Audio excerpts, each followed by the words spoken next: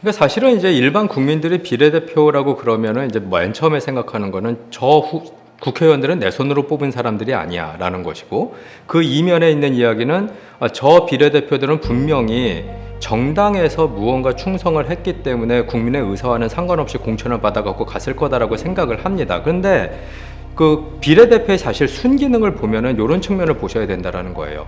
그러니까 비례대표가 아닌 거는 지역구죠. 그러면 지역구 국회의원으로 당선이 되기 위해서는 자신의 지역구가 우선 있어야 되고, 그리고 그 지역구에서 1등을 하기 위해서 유권자들에게 호소를 해야 되고, 그러기 위해서는 선거가 있건 없건 상관없이 유권자들의 의견을 계속 듣고, 선거가 있을 때에는 선거운동을 열심히 해야 되는 그런 이제 물리적인 노력이 필요한 게 이제 지역구라는 거죠. 근데 사실 이 지역구를 관리를 하고 그리고 지역구 선거운동을 한다라는 거는 일반 사람들, 그리고 일반 사람들 중에서도 어떤 특정 직종을 가지고 있는 사람들에게는 거의 불가능에 가까운 이야기입니다.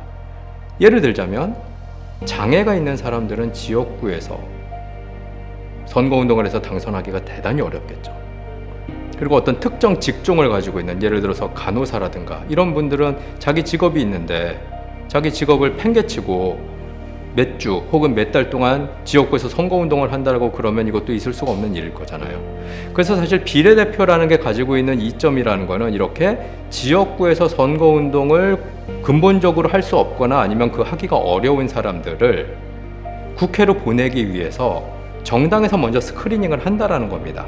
그래서 지금 지역구에서 당선되는 정치인들은 이런 부류의 정치인들인데, 그럼 그걸 보완해 주기 위해서 비례대표로는 이런 직종에 속해 있는 사람들, 이런 직종에 속했던 사람들, 혹은 이런 특징을 가지고 있는 사람들을 의도적으로 공천을 해서 비율을 맞춰준다는 거예요. 그래서 우리나라 같은 경우에는 이제 비례대표 공천을 할 때 몇 가지 원칙이 있는데, 하나는 아무래도 아직까지 우리나라에서는 지역구에서 당선되기에는 여성이 남성보다 훨씬 불리합니다. 선거운동이라든가 아니면 그 선거운동 재원 마련의 측면에 있어서. 그래서 우리나라 비례대표는 정당에서 공천을 할 때 1번, 3번, 5번 홀수 순번을 갖는 비례대표 후보들은 의무적으로 여성을 배치하도록 돼 있죠. 그러면은 비례대표의 비율이 늘어나면 여성 의원의 비율이 늘 것이고, 여성 의원의 비율이 늘면은 전체적으로 봤을 때 우리 인구의 50%가 남녀인 것처럼 국회의 국회의원들도 50이 남녀가 될 가능성이 높아지는 그런 길이 열리거든요. 그래서 이제 이런 식의 좀 비례대표를 둘러싼 오해들을 공론조사하는 과정에서 이제 많이 논의를 해가면서 해소를 하고 나니, 생각했던 것보다는 이제 비례대표가 가지고 있는 장점이 많구나라는 그런 이제 인식이 생겨서 그런 드라마틱한 변화가 생긴 게 아닌가, 이렇게 생각을 해봅니다. 사실 그 부분은 비례대표 후보 명부를 만드는 과정에 당원 혹은 일반 국민들을 지금보다는 좀 더 많이 참여를 시킴으로써 어느 정도 보완이 가능하다고 생각을 합니다. 이제 말씀하신 대로 사실 비례대표 후보 공천을 정당 지도부가 자기들끼리 하는 것도 지금은 불가능한 게 아니에요. 자기들끼리 하니까 사실은 지도부에 있는 사람들에게 충성하는 사람들, 정당 지도부 사람들과 친한 사람들 위주로 명부를 작성을 하게 되면 이제 그 중에서 일부가 국회에 가서 이제 국민들 눈으로 봤을 때 만족스럽지 못한 의정 활동을 할 가능성이 높겠죠. 그런데 만약에 비례대표 후보 명부를 만드는 과정에 좀 더 많은 일반 당원들이 참여를 한다라든가 일반 국민들이 참여를 한다라든가 이런 식의 제도 보완이 이루어진다면 사실은 비례대표 후보건 지역구 후보건 큰 차이가 없는 상황도 우리가 만들 수가 있습니다. 근데 가장 극단적인 예로는 아예 비례대표 명부를 투표 당일날 투표소에서 유권자들이 보고 찍을 수 있게 완전 개방형으로 만드는 방법도 있을 텐데, 뭐 이런 경우에는 또 이제 선거 관리라든가 이런 측면에서 조금 어려움이 있긴 하지만 불가능한 건 아니고 실제로 몇몇 나라들에선 그렇게 하는 것도 있고, 그렇기 때문에 뭐 비례대표가 그럼에도 불구하고 마음에 안 든다. 어느 부분이 마음에 안 드냐? 내가 좀 찍고 싶다. 알아서 비례 후보로. 그럼 얼마든지 그건 개선할 수 있는 방법이 있습니다. 그러니까 중대선거구제라는 거는 사실 이제 어느 게 중간거냐 어느 게 큰 거냐 이거에 대해서는 좀 논란의 여지가 있긴 하지만, 기본적으로 중대선거구제는 한 지역구에서 1등만 뽑는 게 아니라 2등, 3등 혹은 4등 뭐 이렇게 이런 식으로 여러 명을 뽑는 게 이제 중대선거구제란 말이에요. 그러면 이제 논리적으로 생각해 보면 이런 생각을 해볼 수가 있습니다. 그러니까 예를 들어서 어떤 한 선거구가 있는데 한 지역구가 있는데 여기서 4등까지 뽑겠다.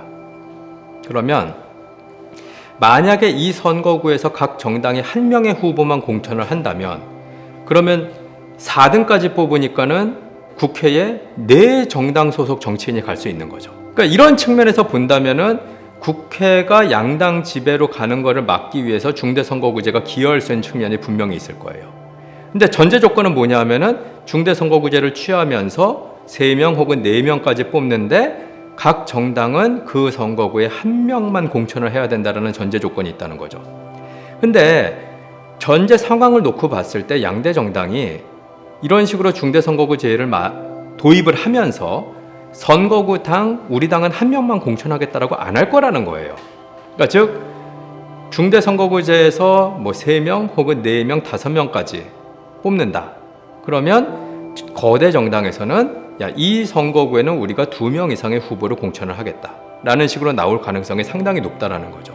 근데 만약 그렇게 되면 즉 중대선거구제를 도입해서 한 선거구에서 4명을 뽑을 수 있는 상황이라고 했을 때 거대 정당에서 복수의 후보를 추천할 수 있다면 이 선출된 4명 중에서 2명은 거대 정당 1번, 2명은 거대 정당 2번 소속일 가능성을 절대 배제할 수가 없다는 거거든요.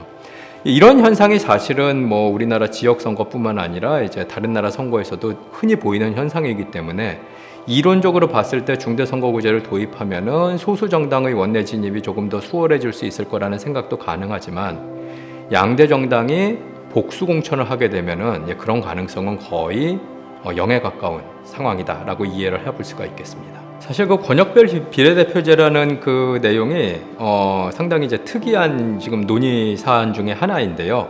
그 이제 비례대표에 관련된 이야기입니다. 그래서 우리가 비례대표는 일반적으로 그 47명의 비례대표를 그 전국 단위의 정당 득표율에 근거를 해서 이제 배분하는 방식으로 진행이 됐는데 권역별 비례대표라는 거는 이게 전국 단위로 하는 게 아니라 미리 우리나라 전체를 몇 개의 권역으로 나눠서 그 비례대표를 뽑는 과정에서 그 정당에게 할당하는 그 비례대표의 숫자를 전국 단위가 아닌 그 권역 단위의 정당 지지율에 근거해서 나눠주겠다라는 거예요. 근데 이제 흥미로운 점은 뭐냐면은 이 권역별 비례대표제 이야기는 아마도 많은 정치학자들의 추정에 따르면 지금 우리나라가 가지고 있는 고질적인 문제 중에 하나인 수도권 쏠림 현상을 조금 막아보겠다라는 그런 취지로 제안된 걸로 이해가 되고 있습니다. 그러니까 이제 상식적으로 봤을 때 전국 단위 득표율에 근거를 해가지고 비례대표를 나눠준다면은 인구가 많이 모여있는 서울, 경기 지역이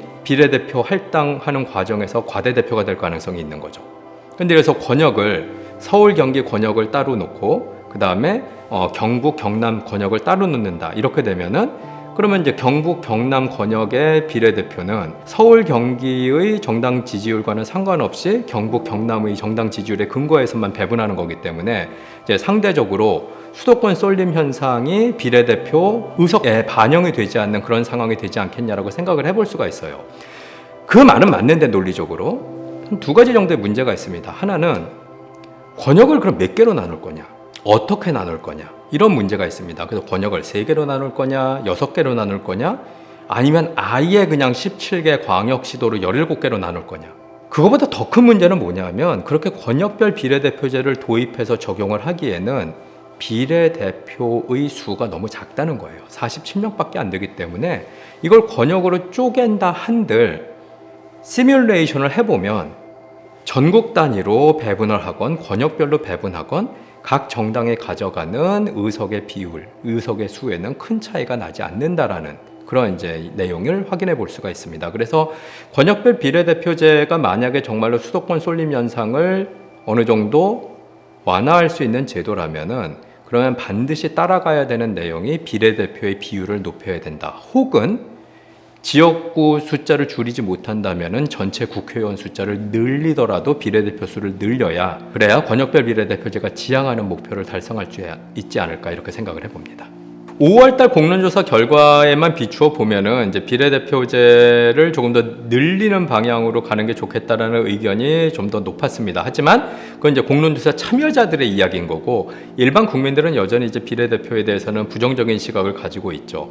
그래서 지금 이제 상황이 이제 어려운 것이 사실 우리가 이제 어떤 특정 선거제도보다 다른 선거제도가 모든 면에서 앞서 나간다. 그래서 이 선거제도는 정답이고 이 선거제도는 오답이다. 이런 상황이면 우리가 사실 고민을 해갖고 선택하기가 편한데 모든 선거제도는 다 일장일단이 있고 장단점이 있단 말이에요. 일반 국민들이 해야 되는 것은 이 각각의 제도에 대한 장단점을 좀 이해를 하고 국회의원들과 정당에게 좀 목소리를 높여야 된다라는 거예요. 사실 이번 2023년 국회의원 선거제도 논의를 이제 지켜보면서 가장 안타깝고 답답했던 부분은 상당히 많은 국회의원들이 이 선거제도 개편에 대해서 별로 열정적인 반응을 보이지가 않는다는 거죠.